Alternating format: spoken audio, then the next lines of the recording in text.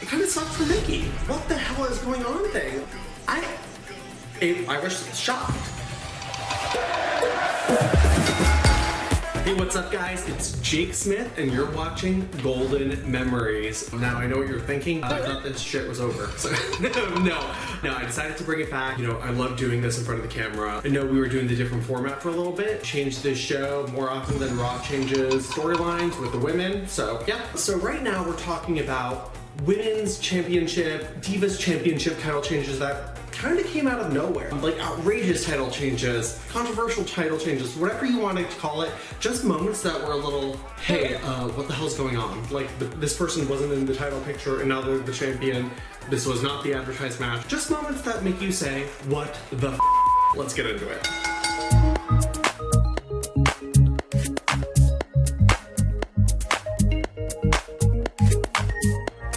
You know, obviously we had a recent one with Bianca Belair. She was scheduled to defend the SmackDown Women's Championship at SummerSlam. I was so excited for it. I bought the damn t-shirt at the Superstore that week. I was gonna be like, yes, I've got the shirt. I'm so excited to cheer. And of course, it didn't happen.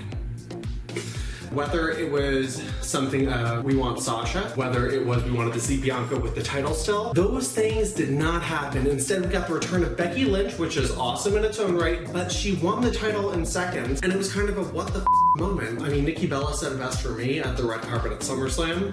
It was a really confusing moment. It didn't make a lot of sense to the story of Bianca, to the story of the division. And now I feel like we're kind of like, all right, what do we do here? Becky's obviously turning heel, but is that the right direction for her? I think we're all just kind of like, what's going on? What's the point? Why? Now, I'm not necessarily unhappy that this happened, but at the same time, I remember being so confused. So Mickie James' first women's championship reign.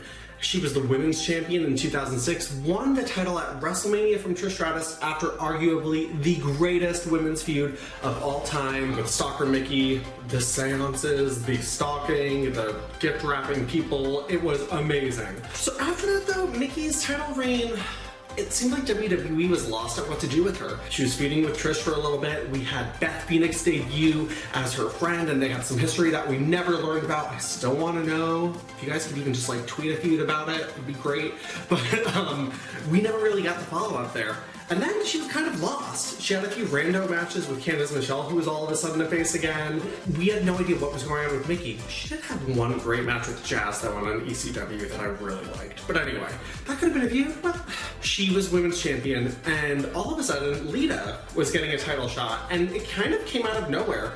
At this time, Lita was not really part of the women's division. She was more or less managing Edge and killing it at that. Love seeing a woman in the main event scene. Just came kind of out of the blue. She had a women's championship match that opened up Raw and won the title with some help from Edge. Edge distracted the referee. Lita clocked Mickie with the title and won the belt, won her third women's title. I mean, awesome for Lita. Obviously, it went on to feud with Trish, and that was Trish's retirement match. But it kind of sucked for Mickie. She had won the women's championship in a huge way, and then they just kind of dropped the ball with her, didn't know what to do with her. Lita wasn't really in her eyesight. Mickie was a heel at the time, and then lost the title so quickly. I mean, ultimately, Mickie got her payoff. There was the transitional match at Survivor Series where Mickie won her title back from Lita, but it just kind of sucked for Mickie in that moment, and it was so confusing at the time. I remember being so perplexed why they just took the title off of Mickie like that. So, Mickie, poor thing.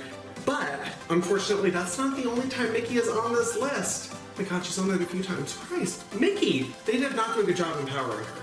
She was women's champion in 2010. Now, Mickie had another feud with Michelle McCool. It's a controversial one where Michelle was making jokes about her body image with Layla, and it was just, you know, rubbed a lot of people the wrong way. It would not fly by today's standards. Mickie, though, she got her comeuppance. She won the women's championship at the Royal Rumble in seconds, literally.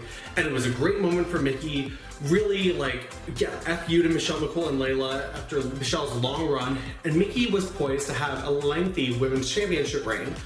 Or at least that's how it looked on paper. She lost it a few weeks later with Vicky Guerrero as the referee and Michelle McCool winning the women's championship back.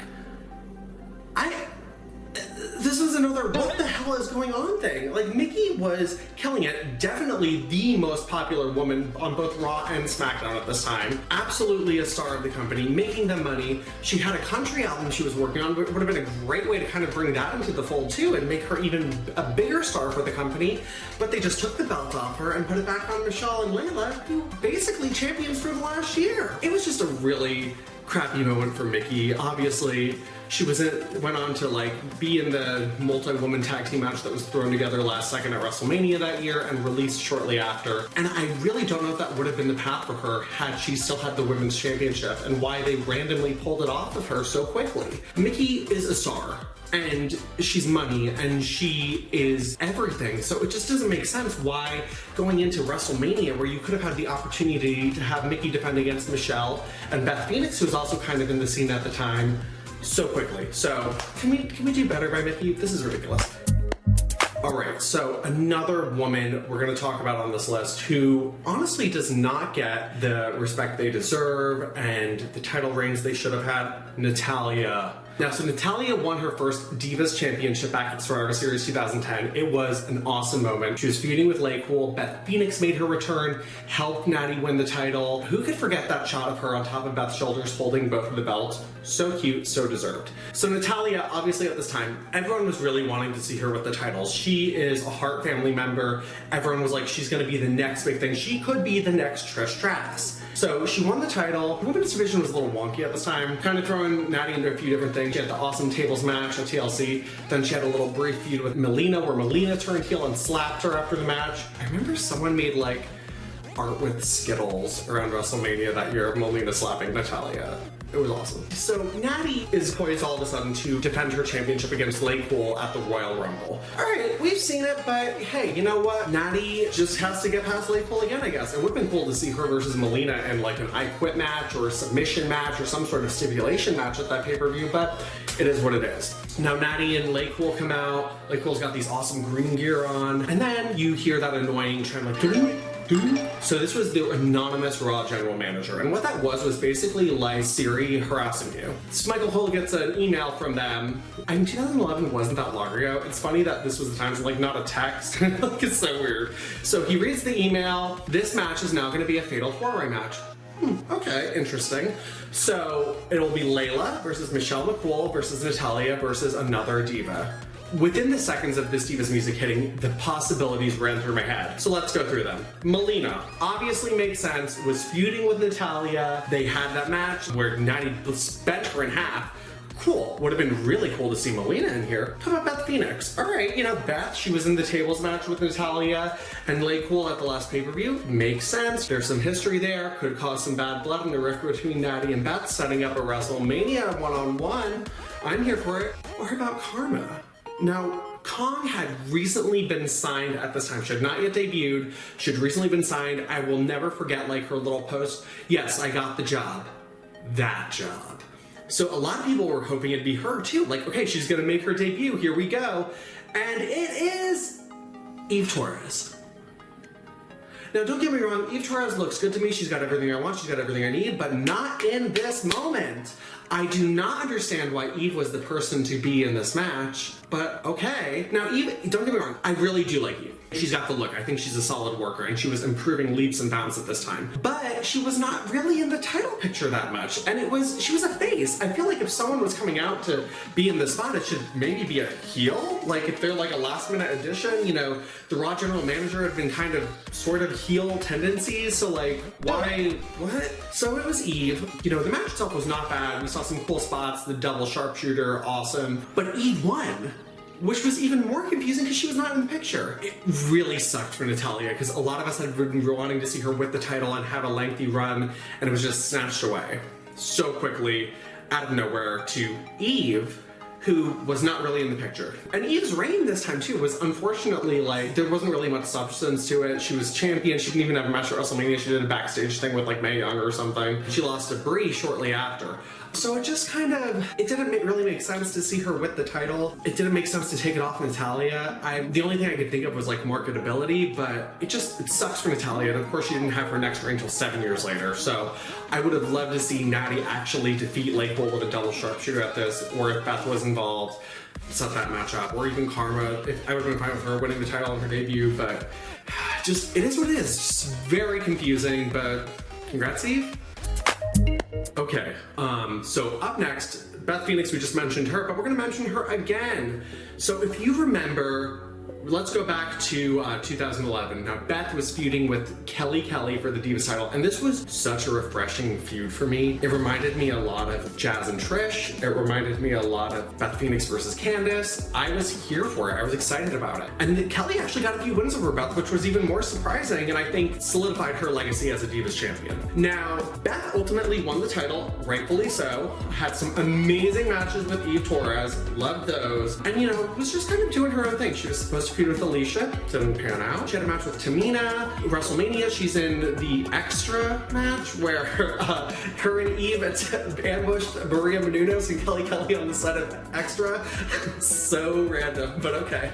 But yeah, so she's just doing her own thing right now. And she has a random Divas Championship match with Nikki Bella. Now, if I remember correctly, I believe this was set up because like Nikki was on John Laurinaitis' side at WrestleMania, so he like was rewarding her or something. It was something like that. Nikki is facing her, and I thought like, whatever, they're both heels, throwaway match, lumberjill match. This will like lead to like the Bellas fighting or something, and Beth maybe feuding with one of the lumberjills to have a legitimate feud.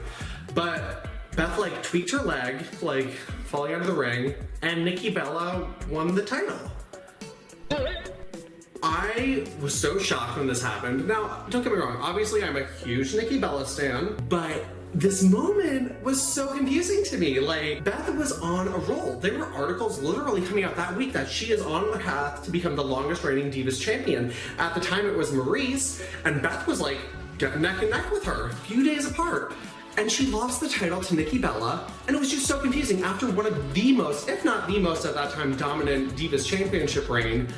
She loses it to Nikki, who wasn't really even in the title scene or the women's division too much at that time. So Nikki won it quickly. I mean, she ended up losing it to Layla, who returned like a few days later at Extreme Rules. But it was kind of shitty for Beth. I feel like Beth was like kind of tossed to the side more or less to set up a big win for Layla's debut, which I love Layla too, so it was a great moment for her. But it was just very odd to see Beth's dominating reign and so abruptly, and her just kind of like being thrown into random matches with Layla for the title that just didn't really have any feud or substance behind them. It sucked for Beth. She deserved an appropriate feud and loss of that title for how she carried it, and really, I think, brought a lot of legitimacy to it. So Beth Phoenix's Divas title loss is another moment for this list. And rounding out the list, I think it would be a sin if I did not mention this. It's our girl Jillian Hall. So Jillian, this is kind of like a double whammy.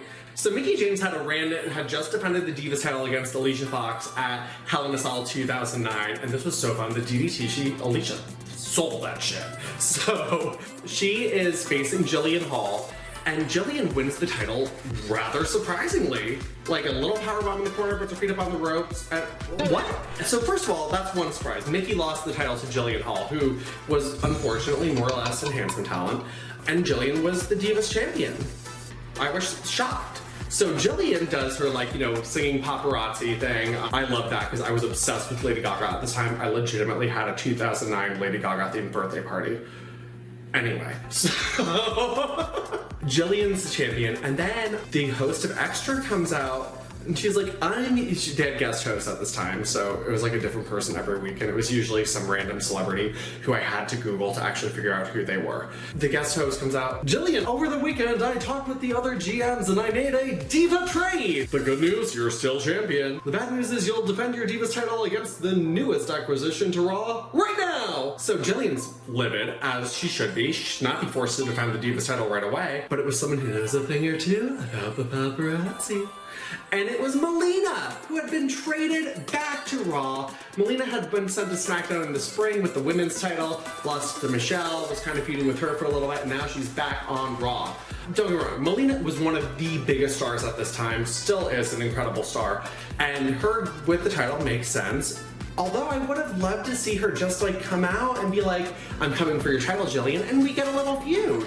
The Jillian and Melina work great together, so a lengthy feud for the title would have been awesome, but Melina wins it in seconds from Jillian Hall, and it just kind of is like such a slap in the face to Jillian, who is a workhorse, who will go with any gimmick. They give her like moles on the face, like singing, publicist, random person throwing back makeup at Melina, like, so it was just, it sucked for Jillian. I think we all wanted to see her get another run with that title. But it was still a cool moment for Melina, but the thing that sucks is even this reign was cut short because Melina got injured.